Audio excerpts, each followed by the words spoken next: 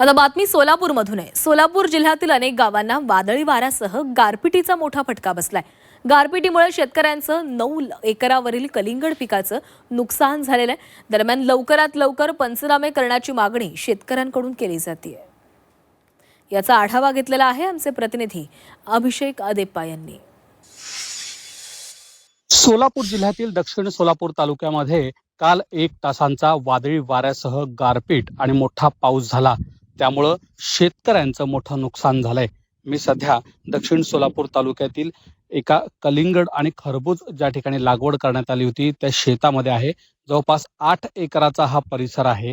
या ठिकाणी लाखो रुपये खर्चून पीक हे घेण्यात आलं होतं आणि 8 ते 10 दिवसात हे पीक काढणीला येणार होतं। मात्र कालच्या 1 तासाच्या या निसर्गाच्या अवकृपेमुळे शेतकरी राजा उद्ध्वस्त झाल्याचं पाहायला मिळतंय। काही युवा शेतकरी हे आपल्यासोबत आहेत, त्यांच्याकडून आपण जाणून घेऊयात। काय सांगाल, कशा पद्धतीनं नुकसान झालंय तुमचं? नमस्कार सर, माझं नाव बाळासाहेब एकनाथ उन्मळे, दक्षिण सोलापूर। आणि काल गारपीट झाल्यामुळे माझं 6 एकरचं भरपूर नुकसान झालंय। पीक होतं आपलं कलिंगड प्लस पपई होते। कलिंगड 9 एकर कलिंगड होते, 4 एकर पपई होते। त्या गारपीटमुळे सर्व उद्ध्वस्त झालेलं आहे। सध्या काही राहिलं नाही। तर काय आता सरकारनं काय करते ते आता कोणाला ठाव। आता हाय तेवढं गेले, आता हे सगळं काढून टाकत, आता हे काय येतच नाही। आता सगळं झिरो झालंय, झिरो।